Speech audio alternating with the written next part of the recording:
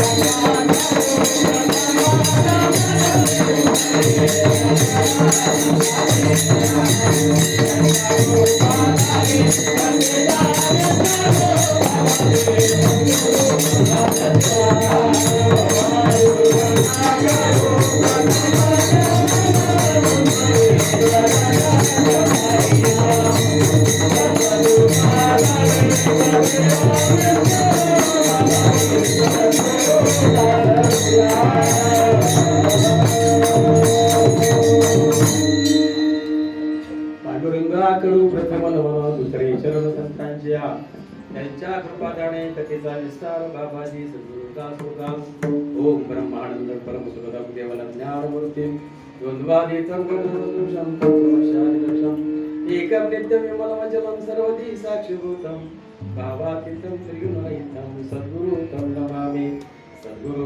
नमामि ओम नमो ज्ञानेश्वरा करुणाकरा दयाळा तुमचा अनुग्रह लादून भवन घालून चराचरी मी काळ श्री काहीच नेणे बोलतो वचने अति भाविका एका जनार्दने तुमचा दास दयाची आस पुरवावी तुमचा अनुग्रह लादून भवन झालो चराचरी ढाळा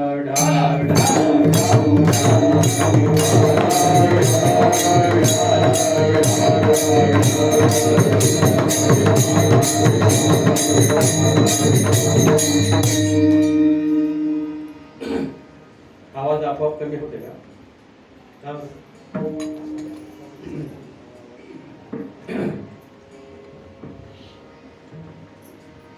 कालची माघ शुद्ध दशमी, आजची एकादशी.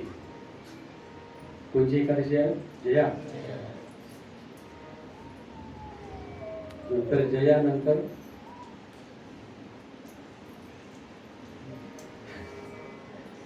काय आहे आणि उद्याची द्वादशी नाही का. कालच्यापासून हा उत्सव चालू आहे आणि माघ शुद्ध एकादशी म्हटल्यानंतर पंढरपूरला गर्दी आहे.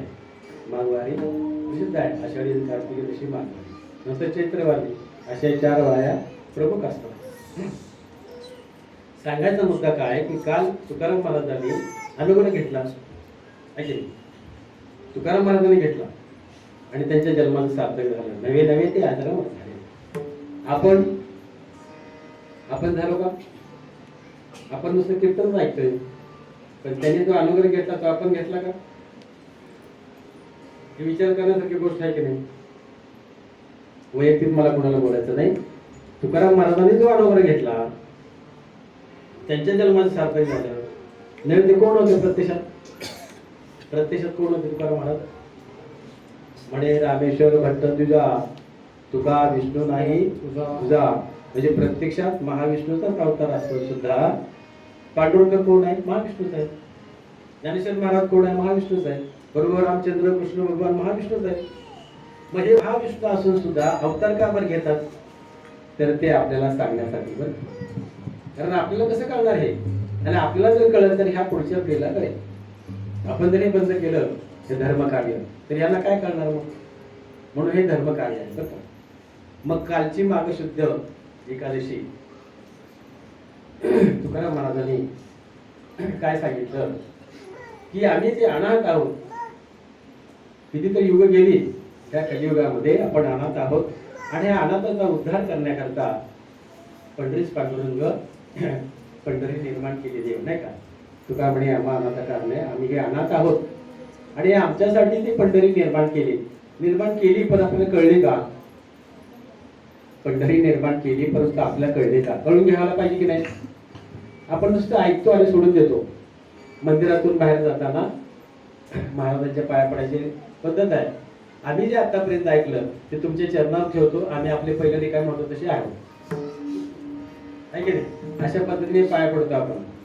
जे काय ऐकलं आम्ही ते इथंच सोडतो मंदिरात. आम्ही काय घरी घेऊन जात नाही. कारण यांची जे पूजा करतात त्यांना बंधन आहे का. मांसाहार करायचा नाही आहे का बंधन सांगा. खरं सांगायचं यांची पूजा करतात यांना बंधन आहे का. आणि जिथे बंधन नाही तिथे संख्या जास्त आहे है कि कुछ भी खाओ हमारे पास आओ. संडे हो आहे मंडे आणि रोज खाओ अंडे. त्याचा धंदा होते तुमचं काय. कशा करता आपण कीर्तन सांगतो. कशा करता कीर्तन आहे. कशा करता मंदिर आहे. कशा करता वारी आहे. वर्तवणी कल्य तीर्थ हे जे आहे प्रवास कशा करताय. काय उद्देश आहे. संतांनी का लिहून ठेवलं हे का करून ठेवले आपल्यासाठी हे सार काढायचंय. करायचं म्हणून करायचं नाही आहे. तो जातो वारीला म्हणून मी चाललोय. जाऊ दे 18-20 दिवस घरची कामं नाही काय नाही मस्त मजा मारायच्या. दिंडी चालली पुढे पालखी चालली पुढे मागे गप्पा मारत जातो आणि जिथे मुक्काम असते जेवायला हजर होतो. ना भाषणाचा पत्ता ना कशाचा काय नाही. अशीच चालले ना वारी चालली की नाही. मग काय उपयोग आहे सांगा. आपण जन्माला कशासाठी आलोय. मनुष्यदेह आपल्याला कशासाठी दिलाय. कारण सर्व योनीमध्ये मनुष्य योनी श्रेष्ठ आहे की नाही. कशा करता काय नाही. खावं प्यावं द्यावं पेलं की पुढे बघितले ह्याच्या करताय का. दिला देह भोजना गोमाता दिला देह भोजना